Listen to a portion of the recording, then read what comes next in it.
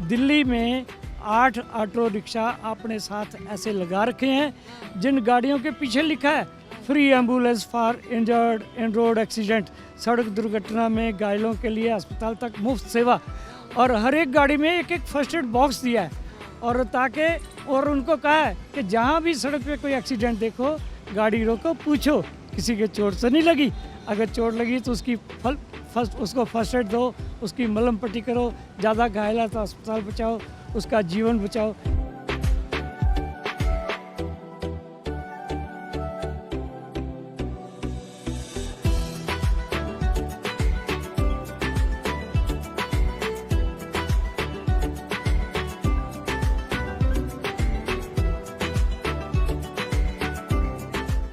अपने लिए जिए तो क्या जिए, दुनिया के लिए जिए तो कुछ बात बने। जी हाँ, ये जुमले, ये कहावत, ये पहेलियाँ, ये इस तरीके की बातें हम किताबों में ही अक्सर जो है वो पढ़ते हैं। बड़े बड़े भाषण हम लोग सुनते हैं कि दूसरों की मदद करनी चाहिए। तो वाकई में ही क्या कोई ऐसा है जो मदद करता है? क्योंकि आज के वक्त में सबकी एक लाइफ है, भाग दौड़ वाली ज़िंदगी है। उस बीच में वो किसी के लिए वक्त जो है वो निकाल पाते हैं या नहीं निकाल पाते हैं? जी बिल्कुल ऐसा है। हमारे साथ में हरजिंदर सिंह जी मौजूद हैं जो कि गरीब लोगों की मदद करते हैं, उन्हें खाने से लेके उनकी सुविधाओं तक का ध्यान रखते हैं। उनके ऑटो भी चलते हैं। उनसे बात कर लेते हैं कि वो किस तरह से क्या क्या कार्य जो है वो करते हैं। हरजिंदर जी, सबसे पहले बहुत बहुत स्वागत है। सत श्री अकाल जी, आपका भी स्वागत है जो आप इतनी मेहनत करके मीडिया की तरफ से लोगों तक ये संदेश पहुंचा रहे हैं कि जैसे मैं सेवा करता हूं ऐसे और भी बहुत लोग सेवा करते हैं। अगर उनके साथ सभी संसार के लोग मिलकर उसी तरह सहयोग दें तो कोई व्यक्ति दुखी नज़र ही ना आए। तो ये सबको सुख बांटने के लिए बहुत ज़रूरी है कि अपने लिए ही नहीं दूसरों के लिए भी थोड़ा जीना सीखो। दूसरों के लिए तो कहावतें ही रह गई हैं, करना बड़ा कठिन है क्योंकि हर व्यक्ति उलझन में फंसा हुआ है। उस उलझन की वजह से उसके पास समय ही नहीं है कि वो किसी की मदद करे। कई दफ़ा तो हमने देखा कि स्वयं अपनी मदद नहीं कर पाता, आदमी इतना फंस जाता है, मजबूर हो जाता है और उसको परेशानियाँ आती हैं। तो हम उन परेशानियों को दूर करने के लिए लोगों की पूरी मदद करते हैं। हरजिंदर जी, कैसे मन में कब से कर रहे हैं आप? मन में कैसे विचार आया कि लोगों की मदद करनी है? वैसे तो सिख कौम को जो है वो माना ही सेवा भाव से जाता है कि सिख कौम जो है वो मदद करती है, लेकिन आपके मन में कैसे आया कि अब गरीबों की मदद करनी है, उन्हें दवाइयाँ भी देनी है, उन्हें सब कुछ? क्या संस्था है, ज़रा वो सब डिटेल में बताएं। ऐसे है कि मेरे पिताजी भी इसी तरह ही गवर्नमेंट जॉब करते हुए भी सेवा करते थे। वो निष्काम सेवा करते थे। उनकी तरफ देखकर मन में हमारे भी भावना जागी और हमने भी उसी तरह ही करना शुरू कर दिया जैसे हमारे पिताजी करते थे। लोगों की दुआएं मिलती थी, लोगों की गुड विशेस मिलती थी, आशीर्वाद मिलते थे। और हम भी जब से सेवा कर रहे हैं हमें भी बहुत लोगों ने प्रोत्साहन दिया, हमें हमारी जो सेवा है उसको सराहा और उसको देख के हमारी सेवाएं करने का इच्छा और बड़ी। सबसे पहले तो क्या है कि गुरु गोविंद सिंह जी के पास एक सिख आया जिनका नाम था भाई कन्हैया जी। उन्होंने आके हाथ जोड़ के गुरु महाराज से कहा, महाराज मुझे भी कोई सेवा बख्शो। तो गुरु महाराज ने कहा ठीक है, मैदान जंग में जाओ, वहाँ पे सिखों का और मुगलों का धर्म युद्ध लगा हुआ है, उसमें आप भी लड़ो।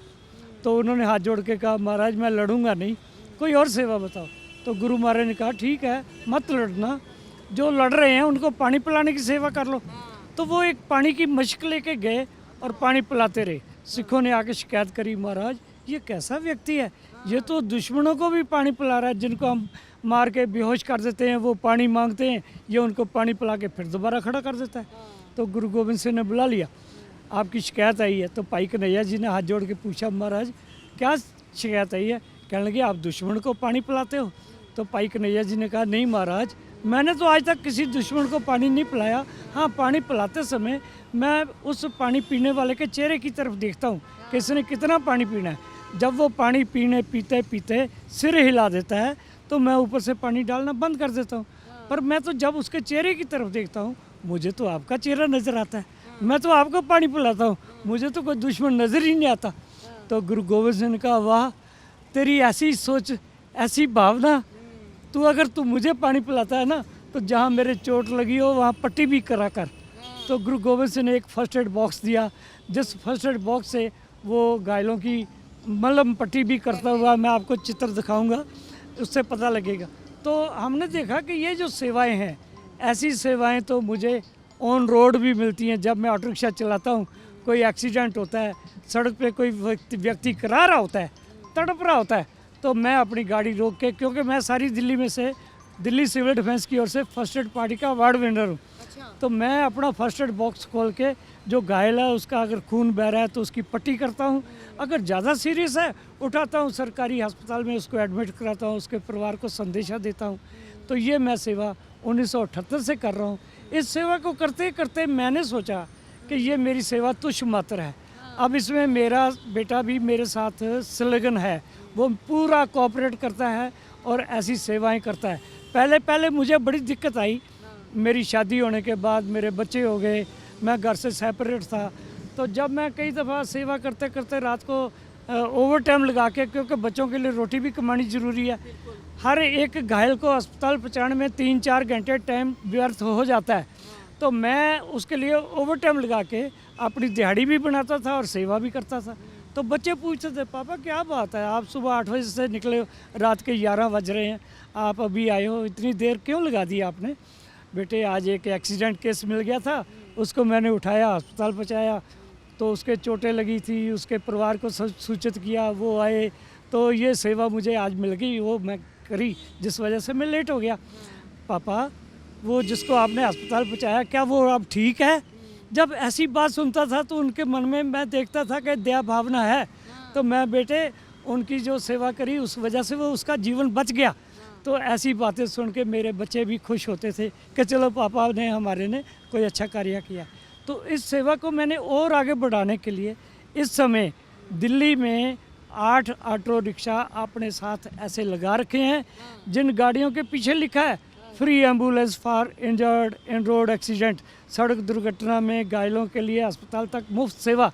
और हर एक गाड़ी में एक फर्स्ट एड बॉक्स दिया है, और ताकि और उनको कहा है कि जहाँ भी सड़क पे कोई एक्सीडेंट देखो, गाड़ी रोको, पूछो किसी के चोट तो नहीं लगी, अगर चोट लगी तो उसकी उसको फर्स्ट एड दो, उसकी मलहम पट्टी करो, ज़्यादा घायल है तो अस्पताल बचाओ, उसका जीवन बचाओ। इसके साथ साथ हमारा जो धर्म है, सभी धर्म कहते हैं नर सेवा ही नारायण सेवा है, तो उस सेवा को लेके हमने उन लोगों को ढूंढा जिन लोगों के पास खाने पीने के लिए मेहनत करने के पास भी उनकी इच्छा नहीं पूरी होती, तो हम उन लोगों को ढूंढ के उनको खाना खिलाते हैं।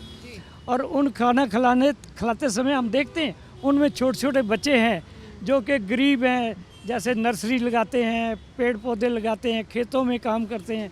उनके बच्चों ने कभी केला लेके खरीद के नहीं खाया होगा, उन्होंने कभी बाज़ार से कोई फ्रूटी वगैरह 15 रुपए की लेके नहीं पी होगी। तो ऐसे लोगों के लिए हम फ्रूटी, केले, अम्ब ऐसे फल लेके जाते हैं, जब उनको देते हैं तो वो उस परमात्मा की तरफ देख के कहते हैं, वाह परमात्मा, तूने हमारे लिए कहाँ क्या भेज दिया। जहाँ पे वो चीज़ें नहीं पहुँचती हम वहाँ पहुँचाने की कोशिश करते हैं। और मेरी टीम है, जिस टीम में कम से कम 10-12 व्यक्ति जो हैं वो हम साथ मिलके ये ऐसी सेवाएं करते हैं। और उनको देखते हैं हम नंगे पाँव हैं तो उनके लिए चप्पल लेके आते हैं, और चप्पल हम 3-3, 4-4 साइज़ की लेके आते हैं, जिसके पैर में जौन सी फिट आती है ऐसी चप्पल जूता उसको हम पहनाते हैं। उसको देख के हमारे मन में संतुष्टि होती है कि अब ये जब नंगे पाँव नहीं चलेगा तो इसके पाँव में चोट नहीं लगेगी, कोई ऐसा घाव नहीं होगा। तो ऐसी सेवाएं करने में हमें बड़ा आनंद आ रहा है, और मेरी टीम मेरे साथ पूरा कोऑपरेट कर रही है, और हम ये सेवा टिल अप टू लाइफ, जब तक हमारी ज़िंदगी है, करेंगे। मैं अभी आपको 1-2 गाड़ियों का दिखाता हूँ जो ये सेवा करते हैं, और उनके बारे में थोड़ा सा यदि आप देखेंगे तो आपको और खुशी होगी। तो देखिए, निस्वार्थ भाव से सेवा करना, यही एक इंसान का इंसानियत के ऊपर पूरा भरोसा है।